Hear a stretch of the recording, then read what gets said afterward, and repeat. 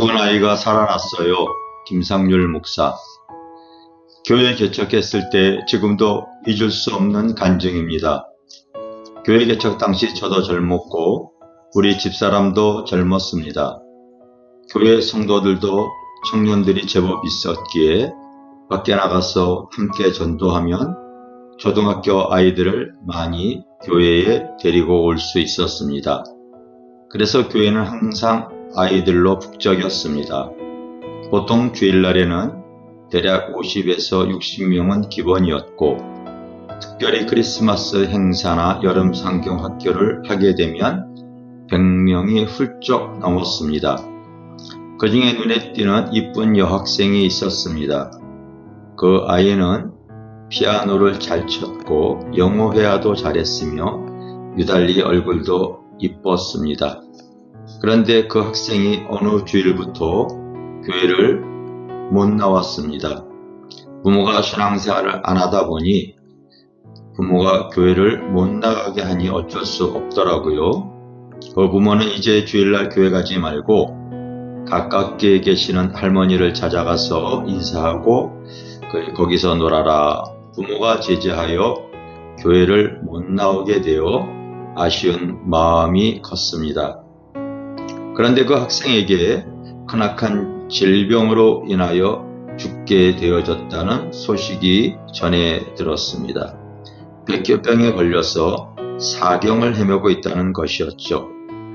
교회에서 이쁨을 받고 신앙생활을 하던 아이였기에 저와 아내가 병문안을 갔습니다. 백혈병 전문치료병원이 여의도에 있는 성모병원이었습니다. 거기에 가면 백혈병 환자들이 많은데 그 학생도 그곳에 입원해 있었습니다. 부모에게 인사를 하고 기도해 주러 왔다고 했습니다. 부모를 통해 자녀의 상태를 자세하게 들을 수 있었습니다. 백혈병은 혈액암인데 혈액암도 초기, 중기, 말기가 있는데 자기의 자녀는 급성 말기 환자로 판정되어 거의 치유가 불가능한 상태라고 했습니다. 저희 부모는 그 자녀를 위해 간절히 기도해 주고 그 어머니에게 예수님을 믿으라고 전도를 했습니다. 그리고 어머니가 예수를 믿으면 우리가 교회에서 기도해 드리겠다고 했습니다. 그의 어머니는 지푸라기라도 잡으려는 심정으로 내가 예수 믿으면 우리 아이를 위해 기도해 주신다고요? 그러면 당장 믿겠습니다 하면서 영접 기도를 따라 했습니다. 그러면서 어린아이 같은 절박한 마음으로 무슨 일이든 시키는 대로 다 하겠다는 겁니다. 저희 부부는 교회에 돌아와서 우리 성도들에게 이렇게 선포했습니다. 우리가 어린 학생을 위하여 릴레이 금식 기도를 40일 해야겠습니다. 그것도 그냥 하는 것이 아니라 하루에 한 명씩 돌아가면서 금식하면서 기도하겠습니다. 직장 생활을 하니까 자기가 할 수 있는 날짜를 정해주세요.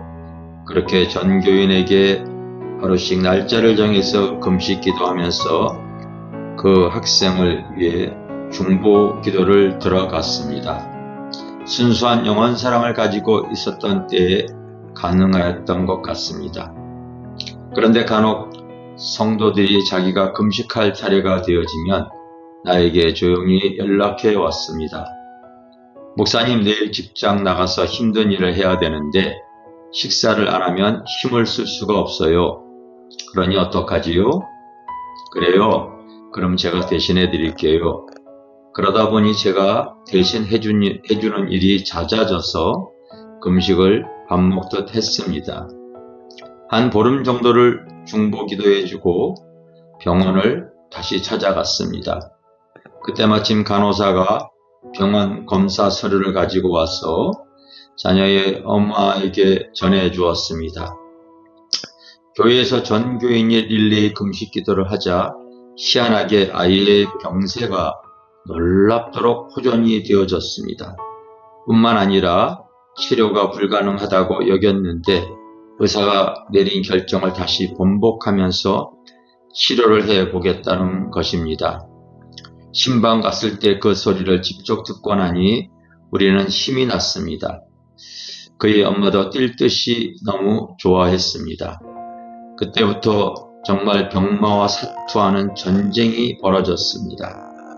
이때 많은 스토리가 생겼습니다. 한 번은 병원에서 그 어린 환자를 치료하기 위하여 머리를 중처럼 싹 다 밀어버리고 무균실이라고 하는 균이 없는 장소에 들어가서 3달 동안이나 치료를 받아야 했습니다.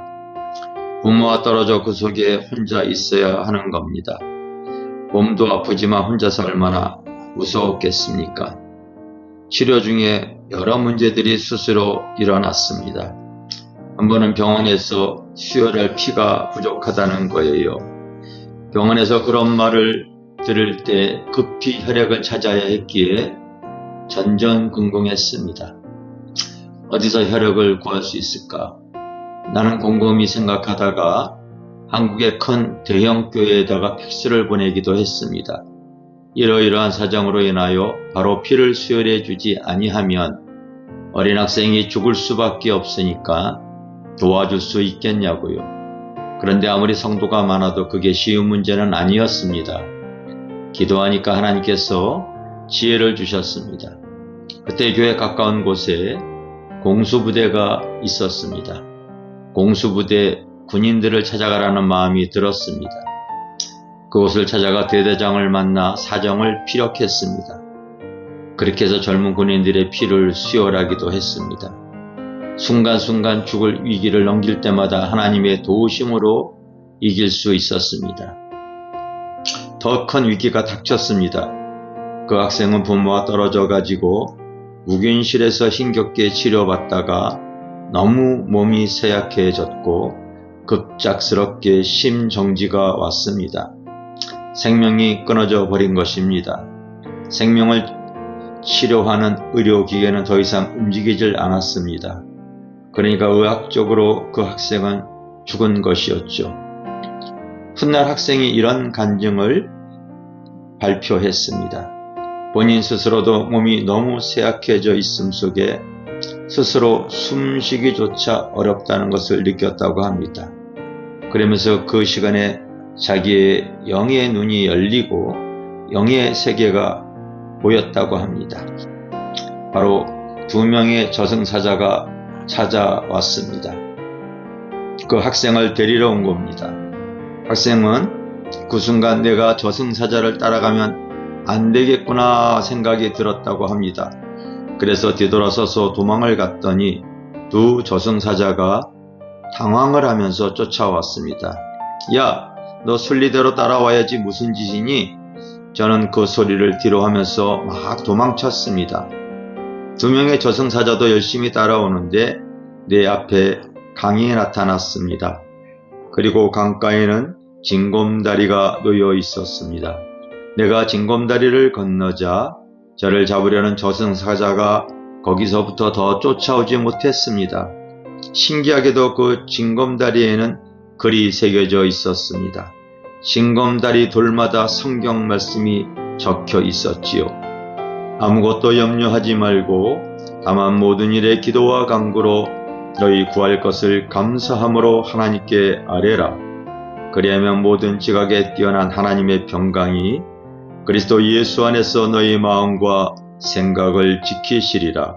빌립보서 4장 6에서 7절. 저는 기도의 징검다리를 건넜던 것입니다. 성도들의 중보기도가 그 어린 생명을 다시 소생케 했습니다. 또 다른 징검다리에도 글이 써 있었습니다.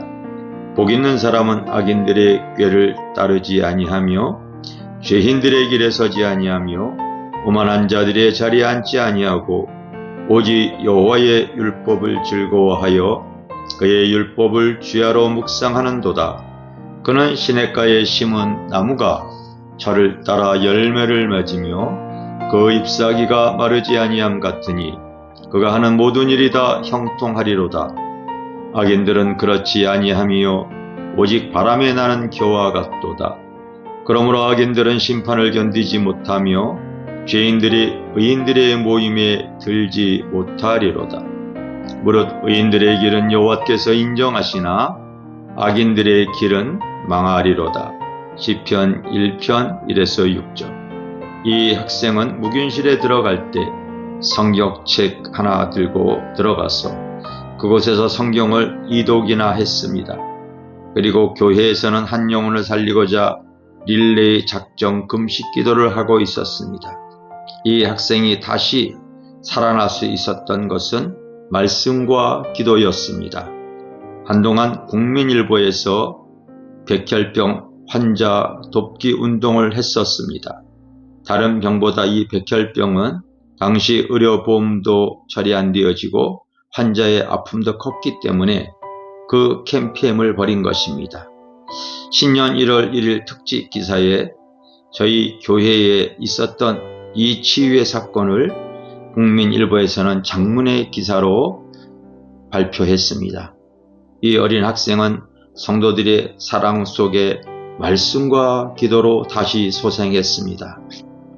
하나님은 지금도 뜨거운 영혼 사랑을 가지고 움직일 때 우리와 함께 하시고 산 역사를 드러내십니다. 할렐루야, 감사합니다.